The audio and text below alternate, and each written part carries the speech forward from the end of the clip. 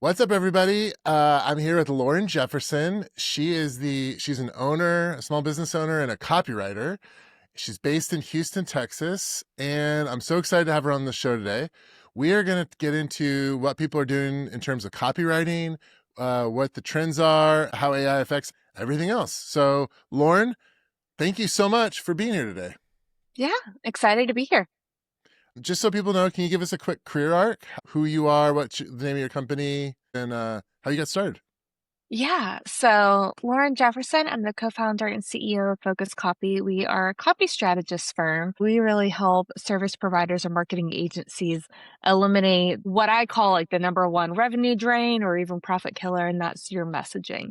And so we adjust all of that to where you can be consistent at every single level. How I got here is kind of a crazy ride. I started Okay. as a marketer and learn very quickly that if you don't have the right words, you're not going to be effective in anything that you do marketing wise. And so Yeah. I started studying it, worked for another company for 3.5, 4 years. Crazy time during that whole season. And then that's when I started Focus Copy. And so here we are 6.5 years later, which is crazy to even say that. Okay. So what, like when you were working at a firm, what Mhm. led you to be like, I'm actually like called to have my own company? Because that's a very unsafe Yeah. choice.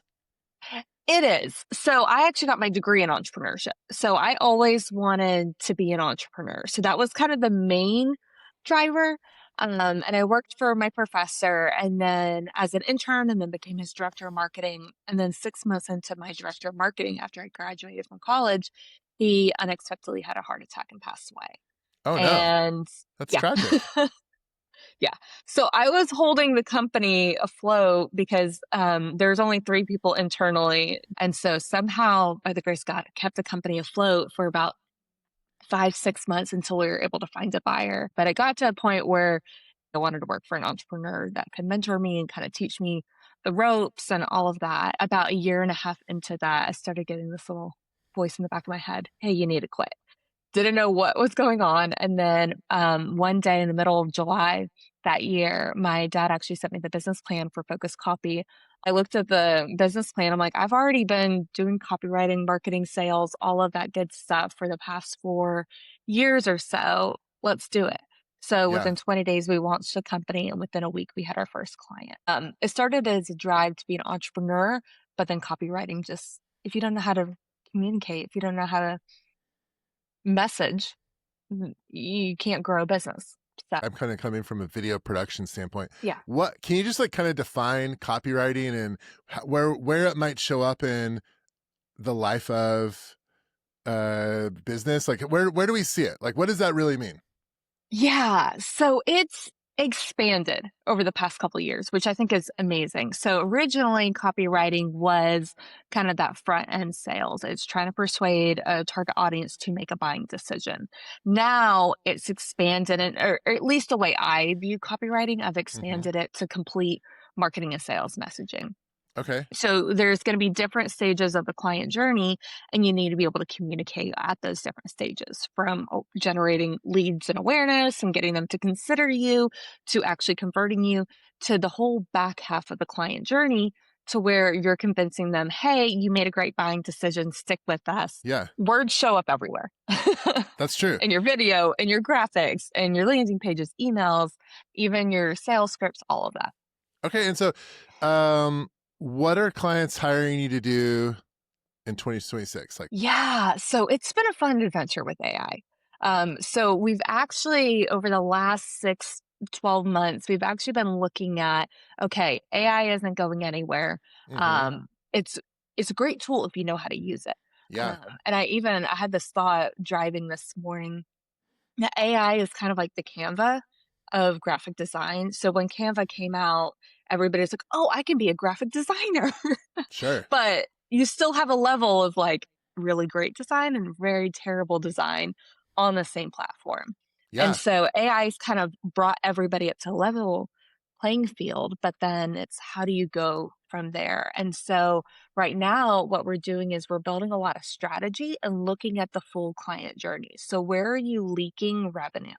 Are you having a lead generation issue? Are you having a conversion issue? Is it getting people to send to different offers after they become that client to where you can reduce your customer acquisition costs? So we're looking at copywriting from a very business and financial standpoint, which has been a lot of fun. And then we Okay. pair the words to make sure that we actually fill those revenue and profit gaps. Okay. So what are some of the cool projects where you're working on this year? Like Yeah. any So specifics? we're working with a construction company right now and really figuring out. They've been working really hard on their operation and okay, what are we actually doing? But then how do Hmm. we communicate it with it? Because construction can be a 6 month, 18 month, 2 year engagement.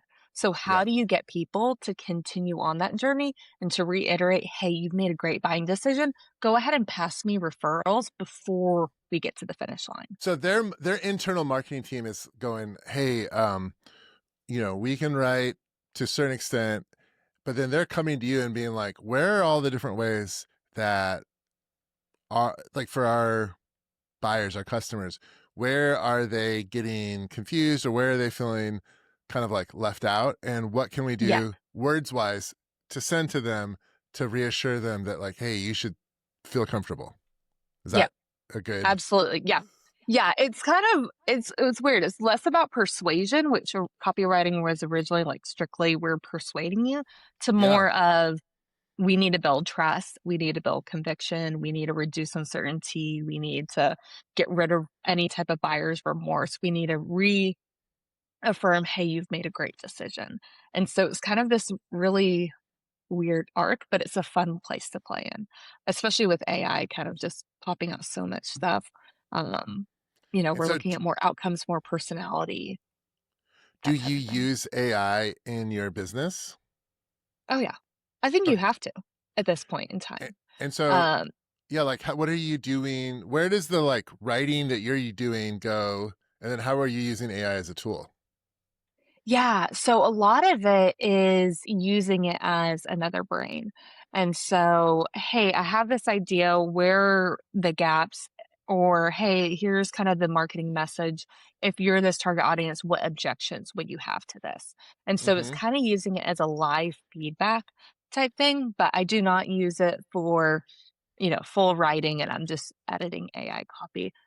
Yeah, There's no point in that, because it's not gonna get to the depth that you need it to be. sure.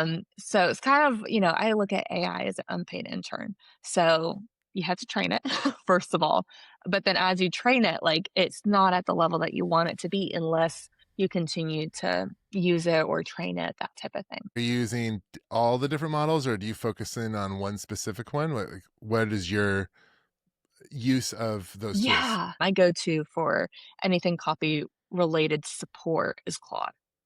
If someone was interested in getting a like hiring you, hiring focus copy, what would their journey look like? Would they go to their website? How would they get to know you? And what is sort of like how do you use your own tools to get new Yeah. clients? Yeah. So a lot of it is building out my entire network. And so I find that, especially, and I still haven't figured out whether I like the term or not, trust recession, Yeah. but you have relationships that you've already developed and people already trust those people. And so I find that the easiest way to tackle is your word of mouth network. Hmm. But I also equip my referral partners with the messaging and what I want them to like talk about. That way they can present me in a way that's going to be optimized. And same way, like I request their messaging as well. That way I can actually find them clients that they actually want to work with versus just passing referrals and they be a terrible one. So that's kind of my first thing. But then I do a lot of email marketing, a lot of LinkedIn, and then a lot of SEO. How do we take our blog content and then generate leads? And not only from the SEO side, but then how do we get show up on different AI platforms? That's a lot of how we generate our leads, but then getting it to the conversations. Once they enter, we drop all of the other stuff, and then we have a conversation and we talk about their business and we Yeah. figure out, okay, where is the gap between where you are and where you want to be? And what do we need to do to fill that gap? A lot of times a client will come to me and they're like, yeah, I have a conversion problem, but really what they have is a lead generation problem because they don't even have enough leads to figure out if they have a conversion problem. I'm diagnosing on the spot, okay, what's actually going on with your business? So you're like much larger than It's solely focused much copy. bigger than Yeah. words. So much bigger than words. Yeah. So the focus is on copy, Yeah. but you're a full. It's looking at your business. Yeah. Yeah. And then we're tying the P&L to it because a lot of people think, okay, marketing is completely separate and from sales, from operations to finance, there's a lot of things that you can do, even like sending invoices. We can optimize that copy to get you paid faster, to make them actually happy to pay you, and to get them excited about, okay, what are the next steps after they pay you? There's a lot of things that we can do in every single area of your business to optimize the relationship that you have with your target audience or your Mhm. clients. One other thing I was wondering is like, is the way that we're talking to each other this year, do you think it's shifted? You talked about a trust deficit, but like, has the Yeah. way we're talking to each other, has that changed? Like, are there some ways we should be thinking about when we're talking to customers, when we're talking to friends, like Yeah. how should we adapt for this year? Yeah, I think the big thing is looking at being very specific. So, who do you work with, and especially who do you not work with? Hmm. It's okay to niche down and be very, very specific on who you're talking to. There's no point in talking to everybody. And then the other thing is really talking about outcomes. So, what can they expect from this? So, that's why, like, even in this conversation, you've heard me talk a lot about profits and revenue.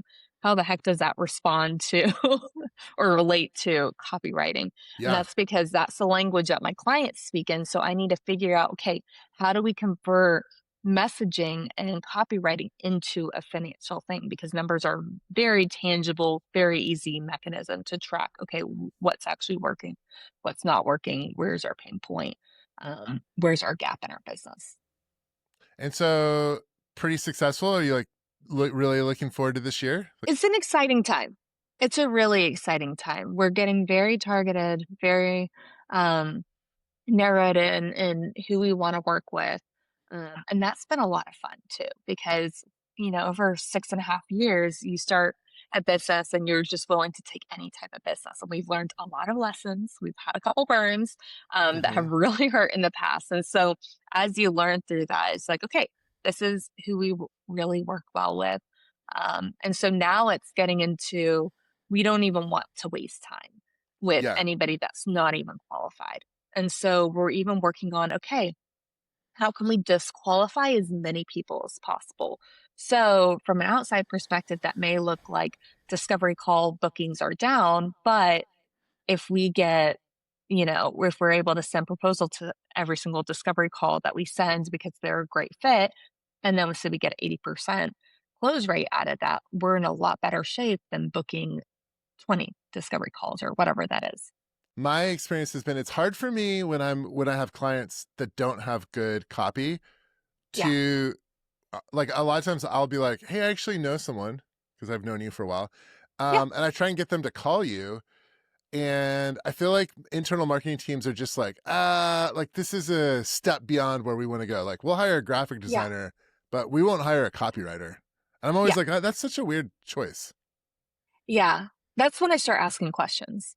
Hmm. What is your hesitation to Yeah. hiring something? Like, what is your perspective? Do you get clients off of your website or whatever ideal? Hey, I noticed your email campaign. It doesn't reflect anything that's on your website. Or as you're describing your company, that's not what I read on your website. And Yeah. so when there's inconsistency in the marketing, that's a great time to be like, okay, there's something off here. We need to make sure that everything is cohesive. That way it's a lot easier for the customer to see, okay, this is somebody I can rely on. This is somebody I can trust. They're the same in every single venue versus I have no clue what they do. I don't know if they're the right fit. If they're inconsistent in their marketing, are they going to be inconsistent with me as a service provider or vendor, that type of thing? Yeah. And it's probably a similar situation. A lot of people have smartphones and so they can shoot videos. Yeah. You know, the quality is not comparable, but Yeah. they're like, why would I want to hire a video production company to shoot this? Like, I could probably do Yeah. it. It's so expensive to Yeah. hire you. And Yeah. I think it's probably the same. It's like, especially with AI tools, it's like, oh, I could just enter this prompt in and get it fairly generic. And then Yeah. they're just like not accepting that like there really is a difference in quality and what quality Yeah. does. I think, a lot of whether it's video shot from your iPhone or whether it's um, content or copy produced by AI, you get a base level. Yeah. Is it going to take it to where you want it to? Are you going to be able to use it in a way that's going to be effective for you, especially financially? Because that's the thing that most businesses look at is, are we making smart financial decisions? So kind of relating it over to that. But then also a lot of things that we're seeing is with AI and kind of the dominance, because it's kind of getting into this thing where if you're not using AI, you're behind the scenes. But a Hmm. lot of people and a lot of business owners, what I'm seeing is they're starting to outsource their strategy, starting to outsource their thinking to AI. And that's where we're going to have an issue, Yeah. or where they're really going to have the issue. A lot of companies that outsourced so much stuff to AI in the last 2 years are starting to like hit skills deficits, but and they're like realizing Yeah. that AI is actually making the whole process take longer. Yeah. The idea that people have skills deficits that's worth paying for is hard, especially like in the B2B world, because their marketing teams a lot of times are, at least for me, I'm working with the internal one. So this is like Mhm. products that they're creating to show to like potential customers or trade shows. I think the best thing, at least that we've seen, like for our business, is going back to how does this impact your business? Yeah. Are you Are there gaps? Are there challenges? Are there roadblocks? Are there bottlenecks? A lot of that you can fix with Hmm. any type of messaging. And that includes, video. Because I mean, what you're doing is you're communicating a message. It's just in a video format. Yeah. And so, yeah, that's kind of where I look a lot of businesses. How can we optimize your entire business? A lot of times those internal marketing teams don't have any metrics. They're basing Yeah. their like Yeah. they're not held to any standard. They're not Yeah. held, so they don't, it's really more of vibes, less of like, hey, Yeah. we They don't noticed know that. where they're tracking. Yeah.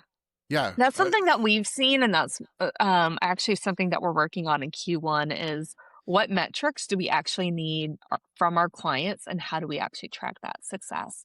Yeah. Because we want to see, okay, if this isn't working, we need to pivot immediately, because there's no point in wasting time. But we need some sort of metric to base our decision on. Well, so do people get excited about that service that you offer? Because I feel like on top of copywriting, that would be such a valuable thing to Yeah, have as someone else being like, hey, here's how to create metrics that you yeah. can manage your business with. Yeah, I'll tell you at the end of Q1 how that's working out, because we're rolling it out as we speak. Okay. For like our own internal business, there's so many different things that I track on every single stage of the business. Yeah. So I think as I start to refine that report more, that's going to be really, really useful for our clients to actually implement for their own businesses and picking, okay, like what metrics do we actually want to track? Yeah. Well, cool. All right. Well, thank you so much. I think we kind of like Yeah, wrapped everything up. Thanks for chatting with me today. You got anything else you yeah. want to tell us about? I think we covered a lot of it. Yeah. Okay. And Just so, keep chugging away, keep looking at your target audience, keep having a conversation. That's all messaging is having that conversation. And can you actually build trust with that person? That's yeah. going to be the big game changer, regardless of whether you use AI or not, hire a professional or not. How can you build more trust? How do people get a hold of you? They can go to focuscopy.com or find me on LinkedIn, and we can start a conversation. Grab a virtual coffee and talk about your business. Okay, cool. Well, thanks for your time, Lauren. Awesome. Yeah, absolutely. Thank you. Bye.